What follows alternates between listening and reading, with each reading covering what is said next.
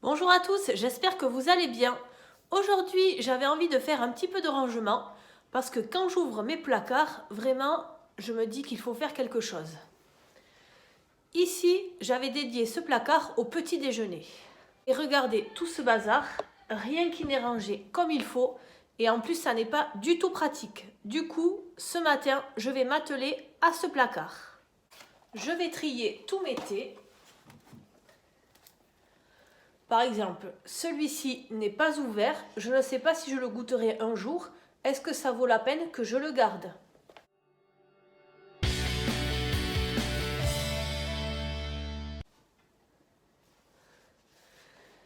Ici, nous avons nos thés et nos tisanes préférées de chez Daman. Et là, vous voyez, elles ne sont pas du tout accessibles, donc il faut trouver un rangement beaucoup plus intelligent. Je retrouve ici du caramel au beurre salé, je ne savais même pas que j'en avais dans les placards. J'en profite pour tout sortir et après je vais nettoyer les étagères avant de re-remplir comme il faut.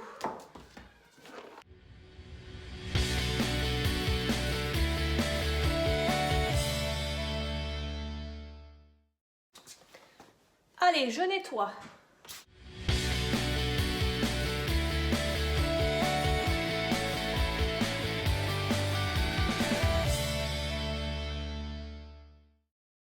Du coup, pour ranger correctement, j'étais partie avec les dimensions et les profondeurs du rangement et je n'ai trouvé que des boîtes comme ça. Je dis que des boîtes comme ça parce qu'elles sont en plastique et j'aurais préféré en verre. Mais comme je n'ai pas trouvé, tant pis, j'ai pris celle-là puisque j'avais déjà ces deux. L'une pour la farine, l'autre pour le sucre. Et en plus, ce sont des boîtes qui ne sont pas trop chères et qui rentrent exactement là où je veux qu'elles aillent. Voilà, du coup, je vais me servir de ça pour ranger. Maintenant, je vais sortir tous les thés qui sont empaquetés individuellement de leur boîte et je vais les mettre dans une grande boîte.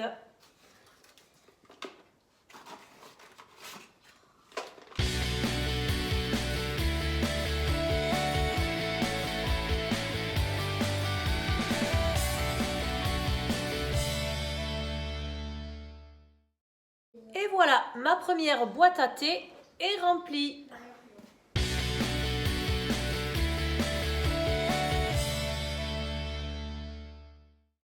Et bien ça y est, j'ai terminé le rangement de mon petit placard. Cela m'a pris en tout une vingtaine de minutes et voilà le résultat. Alors, en haut, j'ai mis tous les éléments dont on se sert tous les matins, c'est-à-dire le chocolat en poudre pour mes enfants, le miel que l'on met dans le thé, et ici, c'est une pâte à tartiner que je vous conseille et qui est produite en France dans le sud-ouest. C'est la pâte à tartiner Lucien Georgelin qui est extrêmement bonne. Du coup, j'ai acheté celle-là pour mes enfants, mais ils n'en mangent pas tous les jours. Ensuite, le thé que j'ai eu à Noël, je l'ai mis ici parce que vous voyez qu'on peut se servir. En bas, il y a un petit trou. Ici, ces thés-là ne sont pas empaquetés dans un sachet individuel. Du coup, je les ai mis ici. On a le thé menthe thym. Alors ça n'est pas très bon au goût, mais c'est très bien si vous êtes enrhumé ou si vous êtes malade. Vous rajoutez un morceau de gingembre, un peu de miel et un peu de citron. Et là, ça vous fait une tisane qui vous rebooste.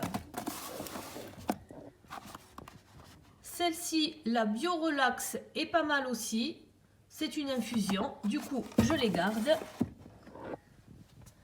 Ensuite, dans les thés de chez Daman, dans les verveines, il m'en restait très peu. Du coup, je les ai mis dans ce petit récipient. J'ai gardé mon thé en vrac Russian Earl Grey. Ça aussi, c'est du thé en vrac que j'achète dans une boutique au Pays Basque. Et ici, j'ai du chocolat aussi que j'achète à Bayonne. Ça, c'est du chocolat plutôt pour faire du chocolat épais que l'on peut faire le dimanche après-midi, mais on ne va pas s'amuser à faire ça tous les matins. Hein. Donc, je le mets derrière. Et ici, nous ne buvons pas de café, mais parfois, nous avons des invités qui en veulent. Du coup, j'ai des petits sticks avec du café instantané et de la ricorée. Donc je les ai mis là-dedans. Ça c'est un bocal que j'avais trouvé chez Action. En bas, on a donc mes 4 récipients. Ici j'ai la farine, ici j'ai le sucre. Du coup le sucre, vous voyez, j'en ai pour un moment parce que j'en avais des neufs en bas et je ne m'en rappelais plus. Ici j'ai tout ce qui est levure, sucre vanillé et levure boulangère. Et ici j'ai tous les thés qui étaient dans des boîtes et qui sont en sachet. Comme ça, si on en cherche un, on peut chercher dans cette boîte et on n'est pas obligé de garder toutes les boîtes à thé. En bas, j'ai mis ce que j'utilisais le moins souvent. Ici, j'ai ma réserve à thé du matin. Ici, j'avais une boîte toute neuve, donc je l'ai quand même gardée. Donc j'ai du chocolat en poudre sans sucre, j'ai de la vanille, j'ai du caramel au beurre salé, j'ai des petits raisins, j'ai de la fleur d'oranger, j'ai des vermicelles et j'ai ma balance de cuisine. Voilà, du coup tout ça je l'ai mis en bas parce que quand je fais de la pâtisserie, je prends ce dont j'ai besoin et je le mets sur mon plan de travail. Voilà ce que ça donne. Et ensuite j'ai ma très belle boîte à thé que j'avais achetée chez Centracor il y a quelques mois. Voilà, en bois de manguier. J'aime beaucoup le bois de manguier. Et là, j'ai encore quelques sachets de thé que l'on peut prendre très rapidement quand on en a besoin. Juste à côté de ma bouilloire qui vient également de chez Action. Voilà, j'avais besoin d'en acheter une assez rapidement et à petit prix. Sinon, un jour, j'aimerais bien en acheter une de la marque Smeg, mais c'est vraiment très cher. Donc, en attendant, on va faire avec celle-là. Et voilà ce que donne mon petit placard tout rangé.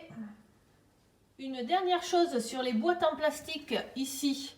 J'hésitais à mettre une petite étiquette avec le nom de ce qu'il y a à l'intérieur. Mais en fait, je pense que je ne vais pas le faire parce qu'on voit très bien à travers. Donc, on n'a pas besoin de marquer, on voit très bien ce qu'il y a dedans. Et en plus, quand vous avez besoin de les laver ou de les passer au lave-vaisselle, il faut de nouveau enlever l'étiquette. Et du coup, je vais laisser comme ça. Maintenant, il ne me reste plus qu'à ranger les boîtes et à trier, à mettre dans la poubelle jaune et tous les petits plastiques comme ça dans la poubelle normale. Allez, c'est parti! Et voilà, le rangement de mon petit placard est terminé. Je range et je désencombre petit à petit. Du coup, je vous souhaite une très bonne journée. N'oubliez pas de mettre un petit pouce en l'air ou de vous abonner. Et je vous dis à très bientôt.